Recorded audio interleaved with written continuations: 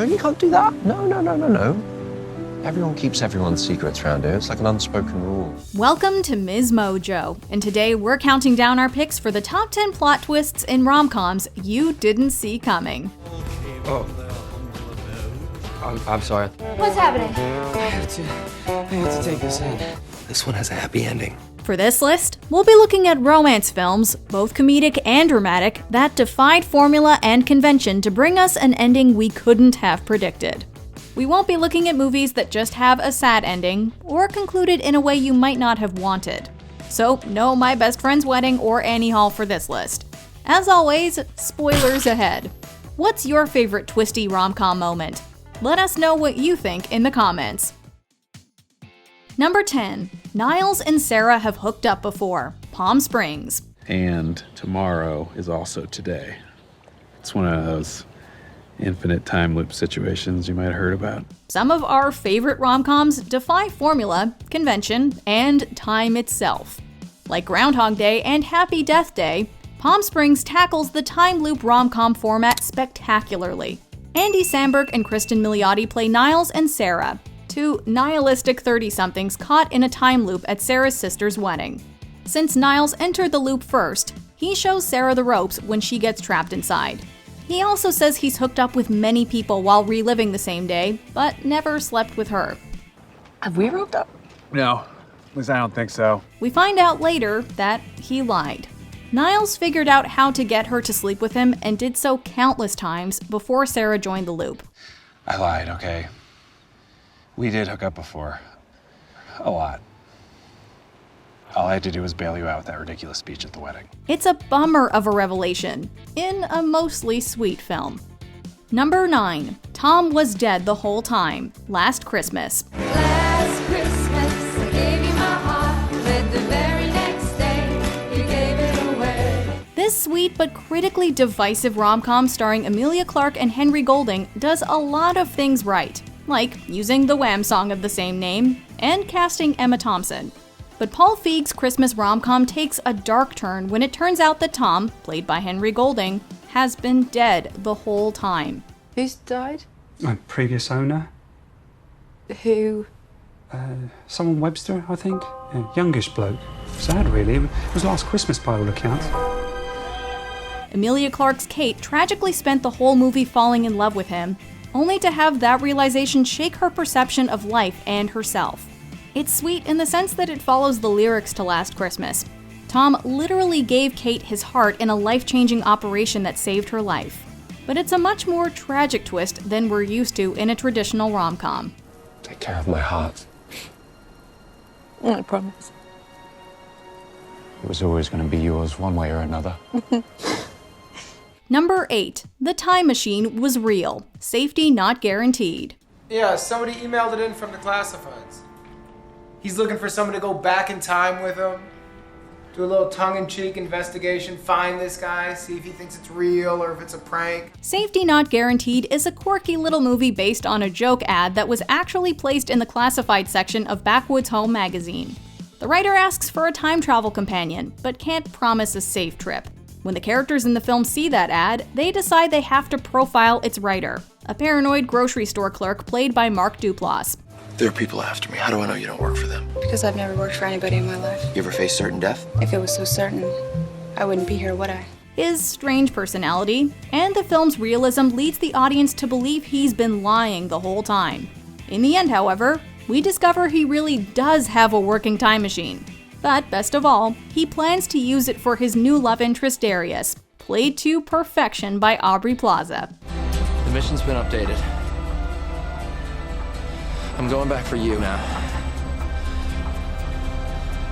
All right. You trust me? Number 7. Maud is a Holocaust survivor. Harold and Maud. I'm merely acting as a gentle reminder. Here today, gone tomorrow, so don't get attached to things now. Harold and Maud is a unique rom-com with an unlikely love story. The film follows a young man named Harold and a 79-year-old woman named Maud. They both share a morbid love of attending funerals. After spending time together and getting to know each other's quirks, their friendship turns romantic. Harold loves Maud.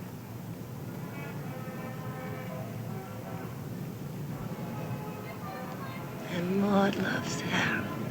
It's only after they get together that we discover Maud survived the Holocaust. Knowing that she lived through that made her personal darkness and optimistic attitude about making the most of life make so much sense. The twist completely changes how we view Maud and her outlook on life. Give me an L, give me an I, give me a V, give me an E. L-I-V-E, live. Number 6. John Lennon is still alive. Yesterday. Himesh Patel leads this sweet film that's as much about the love of music as it is about the love of other people. Patel's character Jack wakes up in a world where the Beatles don't exist.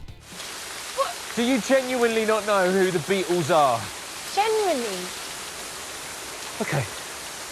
Then I'm in a really complicated situation. He decides to record Beatles songs under his own name for the good of music and the world.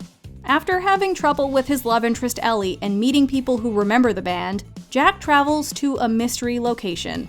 There, he meets the only person qualified to give him insight into his troubles, John Lennon himself. Are you John? That's right.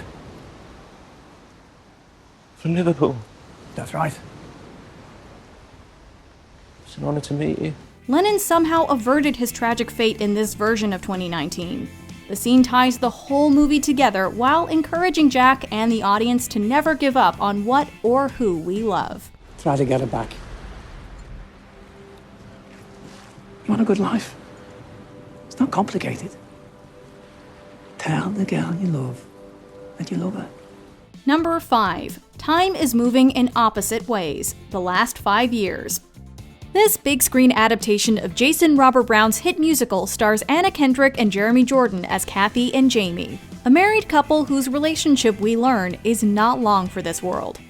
Jamie is over and Jamie is gone. Jamie's decided it's time to move on. While this setup seems formulaic, we quickly learn that we're watching Kathy's perception of the relationship from end to beginning. But shockingly, we're also simultaneously seeing Jamie's perception of the relationship from start to finish. What's happening? I have to take this in. They eventually meet in the middle at their wedding and sing the next 10 minutes. It's their only moment of total mutual connection. Will you share your life with me for the next 10 lifetimes? The unique and surprising format challenges the way we think about romance. It offers audiences a balanced sneak peek of what it looks like to fall in love and fall out of it. Number 4. Bram is Blue. Love, Simon. We love Simon for being a mainstream Hollywood rom-com that puts a gay relationship firmly in the spotlight. But we also love the film for its satisfying twist ending. Simon, played by Nick Robinson, falls in love on an anonymous chat server with a classmate named Blue. Who do you think it is? I bet it's that sophomore with the rimless glasses. I get a vibe. He initially assumes the mystery man is his classmate Bram. Oh. I'm sorry, I thought this was the bathroom. When Simon catches Bram making out with a girl at a party, he's disappointed to discover that his search must continue. But in the end, it turns out he was right the entire time. Bram is Blue. Can I sit there? I was kind of waiting for somebody. Yeah, I know. There's not a more romantic moment we can think of than Bram and Simon sharing their first kiss on the Ferris wheel at the end. Number 3. The woman Will loves is not Maya's mom. Definitely maybe. I'm gonna tell you the story, and I'm not telling you who your mom is. Fine. You're just gonna have to figure it out for yourself. Good. And I'm changing all the names and some of the facts. I just decided that right now, and then we'll see how smart you are. I like it. It's like a love story mystery. This underrated 2008 rom-com might have pulled off How I Met Your Mother's central mystery better than the sitcom did. Ryan Reynolds' Will tells his daughter Maya about 3 great romantic loves of his life. Since he promises to hide their names behind aliases, we're unsure which woman is Maya's mother. But we do know Will's about to divorce her in the present. This one has a happy ending. How does it have a happy ending? You and my mom, whoever she is, you're getting divorced. The film led us to believe that Maya's mother is the great love of his life. But we find out at the end that that's not the case. Although Will married Maya's mother, Sarah, he's actually still in love with April, the only woman whose name he didn't hide. I kept the book. Yeah? Because it was the only thing that I had left of you. The shocking revelation fuels a deeply romantic reconciliation at the film's ending. Number 2. Tim and Mary's baby changes. About time. For me, it was always going to be about love. And that summer I walked into the eye of the storm. Another time travel rom-com makes the list. In this film, Domhnall Gleeson's Tim Lake has the power to return to moments in his past. He's fully aware that if he interferes with the passage of time, it may have dire consequences for his present circumstances. It's going to be a complicated year. It's going to be a complicated life. After going back to save his sister from a near-fatal car accident, Tim returns to the present, intact. But he soon discovers that his daughter is gone and he has a son instead. Hello there, little boy. It's a massive shift that serves as a reminder to Tim and the audience that he can only go so far to perfect the details of his present without fundamentally changing his life. Before we continue, be sure to subscribe to our channel and ring the bell to get notified about our latest videos. You have the option to be notified for occasional videos or all of them. If you're on your phone, make sure you go into your settings and switch on notifications. Number 1. Cal and Emily's Daughter. Crazy Stupid Love. You're like badgering people with this sad sack, loser, sob story, and I don't understand why. No, I don't need this crap. Now, sit down. All right. Before Dan Fogelman broke our hearts each week on This Is Us, he wrote Crazy Stupid Love. This beloved rom-com has twists and turns that definitely mirror his future television work. The main twist in this movie revolves around Cal's daughter, Hannah. At the beginning of the movie, Jacob, a womanizer, strikes out with Hannah, and shortly after meets Cal. Little do we know that the two are daughter and father. Jacob helps Cal get back on his feet and gives him womanizing tips of his own. He's just looking for an opportunity to settle for a responsible and stable adult. And I'd like her to settle for you. Oh, well, thank you for the ego boost. But it turns out the girl Jacob wanted all along was Hannah. I'm having trouble understanding what's going on right now. Dad, this is Jacob, my boyfriend. No, it's not. The revelation makes Cal completely re-examine his own womanizing ways. In the end, and after a massive fight, Cal gives them his blessing. Do you agree with our picks? Check out this other recent clip from MsMojo. And be sure to subscribe and ring the bell to be notified about our latest videos.